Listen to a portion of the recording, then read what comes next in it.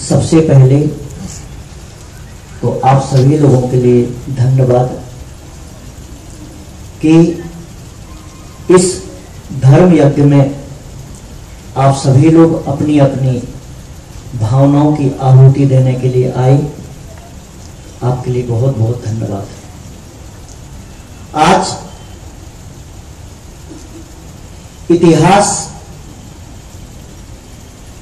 के सबसे दुर्भाग्यपूर्ण निर्णय के विरोध में हम सभी लोग यहां पर उपस्थित हुए हैं और ऐसा कहते हैं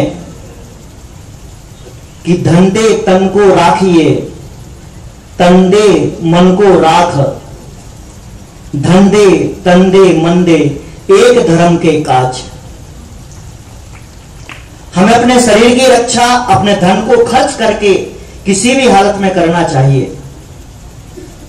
हमें अपने मन की रक्षा अपने शरीर को देकर के भी मन की रक्षा करना चाहिए, परंतु कहते हैं कि जब धर्म की बात आती है, जब धर्म की रक्षा करना हो, तन मन धन सब कुछ दे देना चाहिए। और आज हम सभी लोग यहां पर इकट्ठे हुए हैं, इस बात का प्रतीक है कि हम अपने धर्म के लिए बचाने के लिए, धर्म की रक्षा के लिए सब कुछ कर सकते हैं। हमारी सीमाएं, हमारी मर्यादाएं हमें जब दूध पिलाया जाता है बचपन में तभी सिखा दी जाती है। हम जैन लोग अमर्यादित नहीं होते हैं, अन्याय नहीं करते हैं, हिंसा नहीं करते हैं, हमारी हर चीज प्रामाणिक होती है। परंतु ध्यान रखने का कि हम सहनशीलता में भी सर्वोत्कृष्ट होते हैं, हर चीज को सहन करते, परंतु कब तक? पानी को वहां तक सहन करना चाहिए जब ये नाक तक तो ठीक है बात, परंतु नाक के अंदर चला जाने लगे तो फिर बर्दाश्त नहीं करना चाहिए। ऐसा कहते हैं कि सीधी उंगली से घी निकालना चाहिए। जब सीधी उंगली से घी नहीं निकलता है तो उंगली को टेढ़ी करना चाहिए। और मैं कहता हूं जब टेढ़ी उंगली से घी नहीं निकले तो डिब्बे को खोल देना चाहिए, तब घी निकलेगा। आज हम सभी लोग एक दिन को इकट्ठे हुए हैं,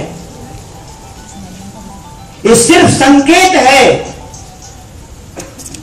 हम सभी लोग, यह जैन समाज ऐसे महान पुण्य और ऐसी महान सौभाग्य से उत्पन्न होती है कि हम सब लोग से देना जानते हैं, परंतु आज हम सरकार से कुछ लेना चाहते हैं, और वो है हमें अपने धर्म का अधिकार।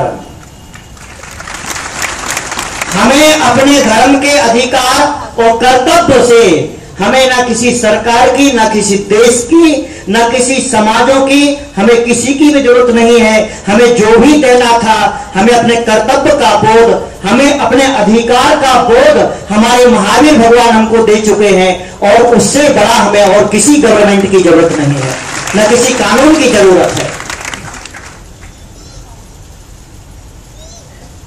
जिस देश में कानून अंधा होता है, जिस देश में मीडिया लंगड़ा लूना होता है, जिस देश की सरकारें बहरी होती हैं, वहां पर ऐसे अविवेकपूर्ण, कसायपूर्ण, अज्ञानी निर्णय लिए जाते हैं। यह अज्ञानता का प्रतीक है।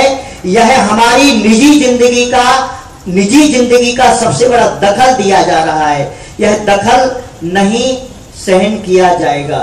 यह हमारा निजी अधिकार है। संसार में जीना तो हर प्राणी चाहता है।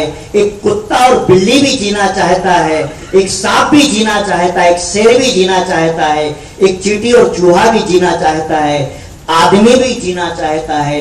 जीने की नई नई टेक्निक सिखाई जाती हैं, जीने की कलाएं बहुत सिखाई जाती हैं, परंतु मरने की कला और मरने की आराधना, मरने की पूजा, यह सिर्फ हमारा जैन शासन सिखाता है।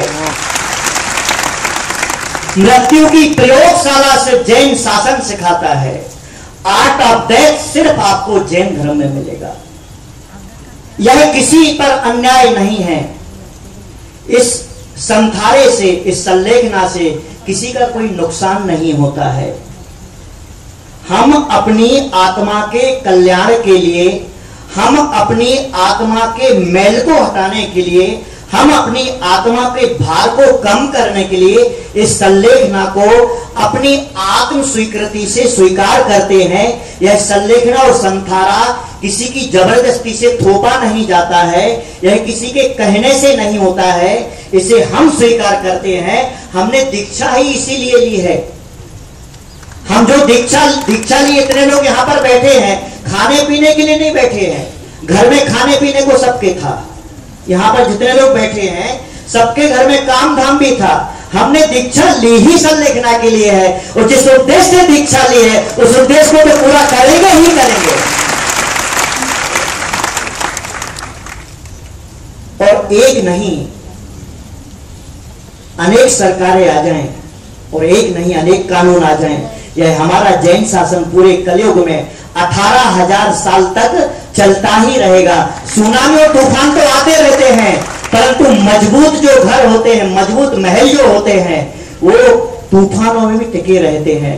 हमारा जैन शासन और हमारा जैन धर्म मजबूत महल है, मजबूत किला है। और हमें इस मृत्यु की आराधना करना ही है, क्योंकि अनादिकाल से यह जीव इस चारों गतियों में भटकता रहता है, अनंत दुखों को पाता है। हम नरक गति में संलेखना नहीं कर सकते, हम देव गति में संलेखना नहीं कर सकते हैं। कभी कभार क्वचित कदाचित कभी कोई पशु संलेखना करता है, ऐसा उदाहरण मिलता है, परंतु परिपूर्ण प्रक्रिया के साथ में संलेखना सिर्फ मनुष्य गति में संभव है। इस मनुष्य गति को पाकर के, जैन शासन को पाकर के हम संलेखना नहीं करेंगे तो अकेली कमाई दमाई करेंगे क्या जिंदगी में? इसके लिए हमारा जन्म हुआ है। हमारे शास्त्रों का, स्वाध्याय का, हमारी तपस्या का सारा सार हमारी संलेखना है, हमारा संथारा है। पूरा मंदिर बनने के बाद सबसे बड़ी जो महत्व है, सबसे बड़ा जो उत्कर्ष है, और सबसे बड़ा जो काम है वो होता है मंदिर के शिखर पे कलश चढ़ाना। इसी प्रकार से इस जिंदगी का, संपूर्ण जीवन का, चाहे 1 साल जियो, चाहे 100 साल जियो, चाहे लाख साल जियो, चाहे करोड़ों अरबों खरबों साल जियो, परंतु आखिरी में तो जो कलश चढ़ता है मंदिर के ऊपर, तभी मंदिर परिपूर्ण माना जाता है। इसी प्रकार से जिंदगी कितने भी साल की हो, परंतु जब संलेखना और समाधि ली जाती है तभी जिंदगी का सर्टिफिकेट मिलता है, नोबल अवार्ड। आज हम सभी लोग यहाँ पर जिस उत्साह, जिस विश्वास और जिस समर्पण के साथ में इकट्ठे हुए हैं, आगे जब भी, जिस दिन भी, जिस समय भी हमारे धर्म की रक्षा के लिए हमारी जरूरत पड़ेगी, हमारी जरूरत यानी हम सबकी जरूरत, यहाँ जितने लोग श्रावक बैठे हैं, जितने साधु लोग बैठे, जितनी साधवियां बैठी, जितनी श्राविकाएं बैठी हैं, अपना अपना काम छोड़कर जैसे आज तुमने इस एकता का परिचय दिया है, इसी प्रकार से जब तक जीवन है तब तक, और अपने बच्चों को यही सिखाओ कि बेटा जन्म लिया है तो हम सभी, हमारे घर में खाना अलग अलग हो सकता है, घर में 4 भाई रहते, बिजनेस अलग अलग होते, किसी का डायमंड का, किसी का कपड़े का, किसी का दलाली का, किसी का एक्सपोर्ट का, हमारे सबके काम धाम अलग होंगे, परंतु जब वक्त आता है, जब शाम को सब भाई इकट्ठे होते तो साथ में एक टेबल पर बैठ के खाना खाते हैं। इसी प्रकार से सबके चातुर्मास अलग अलग हो रहे, सब कुछ ठीक है, तो जब धर्म की बात आएगी, जब धर्म की बात आती है, तो जैसे हम आज बैठे एक साथ, ऐसे आधी रात को भी हम एक साथ बैठेंगे। यही हमारी एकता का परिचय होना चाहिए, यही हमारा समर्पण होना चाहिए। नमोकार मंत्र इंग्लिश में लिखा जाए, हिंदी में, गुजराती में, मराठी में, चाइनीज में, जापानीज में, किसी में लिखा जाए, जब बोला जाएगा तो नमो अरिहंतावम से ही शुरुआत होगी। मित्रों, मेरे प्रिय दोस्तों, धर्म बंधुओं, हमारे लिए अपने धर्म की रक्षा किसी भी हालत में कभी भी करना चाहिए, और मैं सभी को आशीर्वाद देता हूं, सभी को शुभकामनाएं देता हूं कि आप सभी लोग इसी प्रकार से धर्म यज्ञ में, धर्म अर्चना में अपना अपना सहयोग हमेशा करने के लिए तैयार रहें। बोले पंच परमेष्ठी भगवान की।